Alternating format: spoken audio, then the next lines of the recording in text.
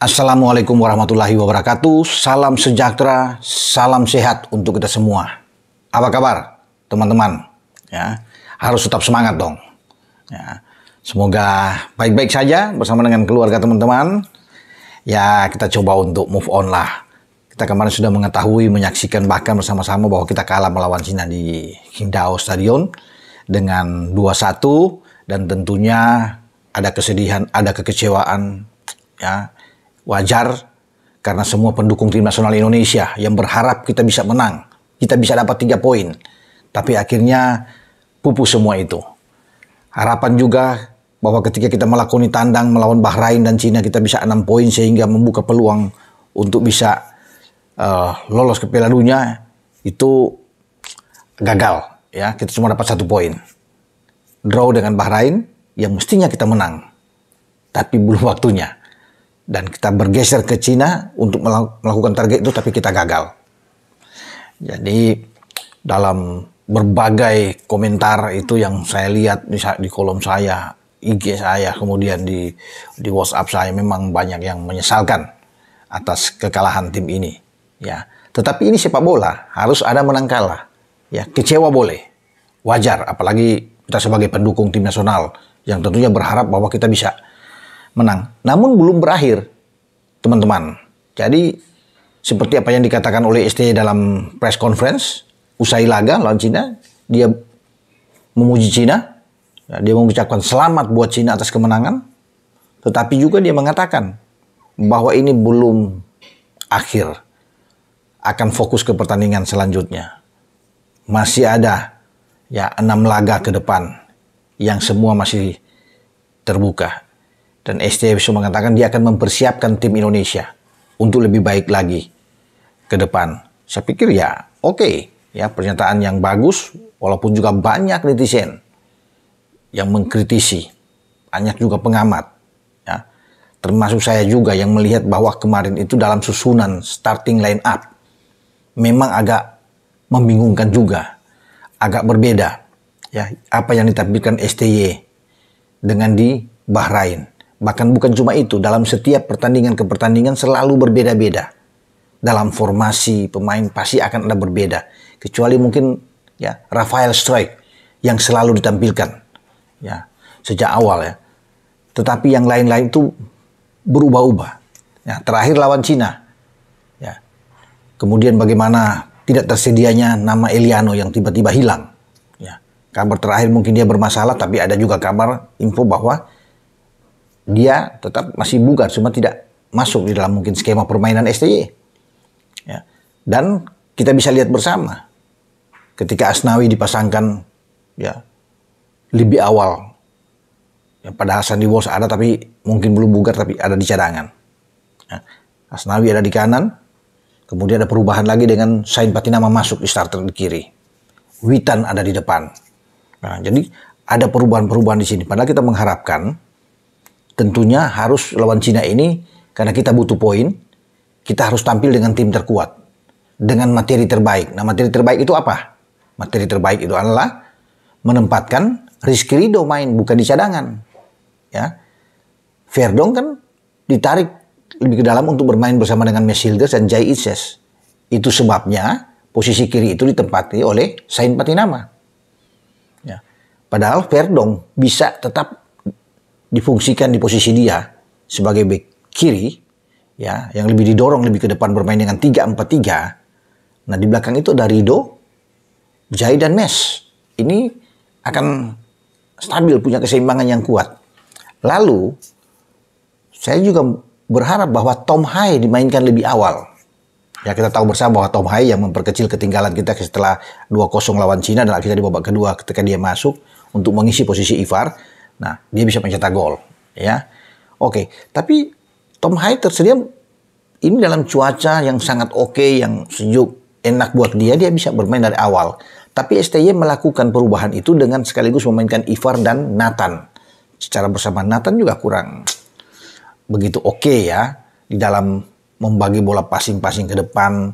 Ini agak sangat sulit. Kita butuh pemain yang seorang kreator ya dalam permainan, membagi bola dengan baik, passing dengan bagus, ya, orang yang punya visi yang sangat jelas. Ya, kita butuh. Nah, kalau Ivar dan Nathan ini kan dua-dua memang dengan tipikal yang sama karakter, box to box, ya, perebut bola, bermain. Nah, itu mungkin ditaruh oleh. Jadi ada perbedaan memang, ya. Padahal kita bermain oke. Secara permainan kita kali ini bermain terbuka. Justru kita berharap bahwa Cina yang akan mempressing kita, mereka lebih menunggu. Bahkan dalam tanda kutip agak sedikit parkir belakang mereka, ya, banyak counter attack yang mereka pakai dengan gaya kita sebelumnya. Nah, kita bermain lebih oke, ofensif, lebih terbuka. Itu kan terlihat dari ball posisi, ya, atau penguasaan bola kita. Itu sampai 76%, jauh. Cina bahkan mungkin cuma berapa? Nggak sampai 30%, 27, 26%. Jadi jauh memang. Statistik kan kita selalu di atas Cina. Ya, dalam tembakan, dalam on target, bahkan sampai 6 on target, ya, Cina cuma 3. Tetapi mereka akhirnya bisa menyelesaikan pertandingan dengan kemenangan 3 poin. Nah, di saat kita dituntut untuk bisa bermain dengan bagus dan menyerang, justru kita kalah. Tapi kalau kita bermain dengan parkir bus dengan lebih banyak bertahan, kita dapat hasil poin. Tapi bukan itu sebetulnya masalah. Jadi banyak yang melihat bahwa memang dengan berubah-ubah taktik dari STY ini, ya, dengan formasi tim, sehingga ini yang membuat kita tidak punya satu pakem, ya, utuh sebuah tim yang bisa diandalkan 11 pemain starting 11 ini dari satu pertandingan ke pertandingan yang lain, kecuali pemain tersebut cedera. Nah, ini yang tidak dimiliki oleh STY. Makanya STY mengubah-ubah terus, tidak mendapatkan satu ketetapan. Dan itu terlihat sejak, kalau tahun ini melihat dari hasil di Piala Asia di Qatar Januari yang lalu, itu berbeda-beda. Ketika lawan Irak kalah dengan 3-1, berbeda. Elkan bermain di awal, setelah kedua Elkan tidak bermain, kita menang. Lawan Vietnam juga berbeda, kalah dari Jepang kita juga berbeda, kalah dari Australia di 16 besar kita juga berbeda, ya. Itu banyak formasi, kalau teman-teman bisa lihat, buka lagi itu, semua berbeda-beda yang tampil pemainnya, tidak tetap. Jadi memang ini yang kita butuhkan adalah pemain-pemain yang tahu di semua posisi yang sama, sehingga kita punya andalan, ya. Ketika tampil dengan sebuah tim ini 11 pemain terbaik yang kita miliki. Nah, kemarin kan berbeda. Yang kita mau adalah penampilan kita di babak kedua melawan Bahrain yang oke dengan pergantian itu yang bagus, ya. Itu yang dimainkan, ya, termasuk Tom Hai dan Rido yang saya pikir dia akan dimainkan lebih awal, ya. Kemudian pengalian juga ban kapten, mestinya Jai lah yang kapten, ya. Ya, pasti teman-teman juga setuju. Cara bermain, visi yang bagus, kalau dibandingkan kualitas Jai dengan Asnawi jauh sekali, ya. Ini sangat jauh memang cara bermain. Ya, mestinya dia untuk bisa menjadi kapten tetap aja. Bisa aja ada rasa mungkin Jai agak sedikit mungkin kecewa juga, bisa aja. Tapi semoga tidak, ya. Karena dia seorang profesional. Ya, dia berpikir lebih jauh ke depan. Tapi kalau dia lebih oke, saya pikir, ya. Dan kita bisa melihat Asnawi salah satu pemain yang juga tampil kurang oke kemarin, ya. Kemudian Witan ditampilkan sejak awal juga. Ini kurang begitu, Gregat juga bagus untuk bisa tampil. Jadi memang kita harus, kemarin mestinya saya bisa memilih yang terbaik. Tapi oke lah, karena ini kan bisa berubah saja. Ini kejadian saat kita kalah. Kita bisa mengatakan demikian, toh, teman-teman. Coba kalau kita menang dengan kemarin, lain lagi. Ya, pernyataan-pertanyaan muncul, ada puja-puji yang terjadi jika seandainya kita menang kemarin dengan formasi seperti itu. Jadi memang sangat sulit, ya, untuk bisa dilihat. Tapi ya tadi yang saya bilang, untuk mengkritisi ini perlu. STY harus punya satu ketetapan dengan melihat pemain. Kan sudah cukup lama, ya, STY berada melihat pemain-pemain ini. Pasti sudah lebih tahu lah. Tapi kalau berbeda lagi, nah kita tunggu lawan Jepang, akan beda lagi, ya. Ketika lawan Arab nantinya di November, mungkin dari Jepang ke Arab, mungkin posisinya akan beda lagi. Ya, semoga tidak, STY sudah bisa mendapatkan suatu gambaran yang kuat. Ya, kita belajar banyak, kan ada evaluasi dari Cina. Tapi saya setuju dengan pernyataan STY bahwa belum berakhir. Kita masih punya harapan ke depan, ya. Jadi kita belum tertutup. Apalagi kan dengan hasil Jepang bersama dengan Australia draw. Kemudian Bahrain nahan Arab Saudi draw juga. Ya, memang selisih poin ada mungkin 2, ya. Kita 3, sementara Australia, Arab, dan Bahrain sama-sama mungkin 5 di atas. Ya, Jepang udah sudah, kita lupakan, dia pasti lolos lah. Jepang 10 poin, dia aman, dia belum kalah sampai saat ini, ya. Dan kita hanya akan bisa mengamankan pertandingan-pertandingan sisa. Nah, di sini kita berharap bahwa paling tidak di awal kan saya bilang kita akan coba di peringkat 3 atau 4 lah. Ya, kalau di nomor 2 itu bonus luar biasa untuk langsung lolos. Tapi 4 coba realistis dengan posisi 4, ranking 4. Tidak menutup kemungkinan, karena kalau kita bisa hitung-hitungan lihat ke depan, ya kita masih bisa dapat poin 12 atau 13 poin. Jadi untuk bisa bertarung di putaran keempat nantinya dengan peringkat keempat misalnya di round 3 ini masih terbuka, dengan catatan kita tidak boleh hilang poin di Jakarta pada November. Kalau kita kalah 2 kali itu ya berat tentunya. Karena kita masih akan ada 2 kali masih ke Jepang lagi sama ke Australia pada tahun depan kan, di antara Maret dan bulan Mei atau Juni ya. Jadi memang agak sulit, makanya kita harus dapat poin. Dengan asumsi kalau kita bisa dapat 1 poin melawan Jepang, draw katakan di Jakarta, dan menang melawan Arab, nah ini bagus. Artinya dengan 3 poin saat ini ada ketambahan 4 jadi 7. Kita ambil 6 poin lagi dari Bahrain misalnya sama Cina yang akan datang ke Jakarta. Lumayan 13 poin buat kita untuk bisa lolos ke round berikut terbuka. Apalagi kalau kita bisa menang melawan Jepang dan melawan Arab, itu luar biasa. Walaupun memang ini saya katakan ini agak berat memang, sulit. Tapi tidak ada yang tidak mungkin kan. Kalau kita bisa menang ini, kita bisa lolos bahkan. Kalau kita dapat 6 poin dari Jepang dan Arab, berarti ada 9 poin nantinya di bulan tersedia di bulan November.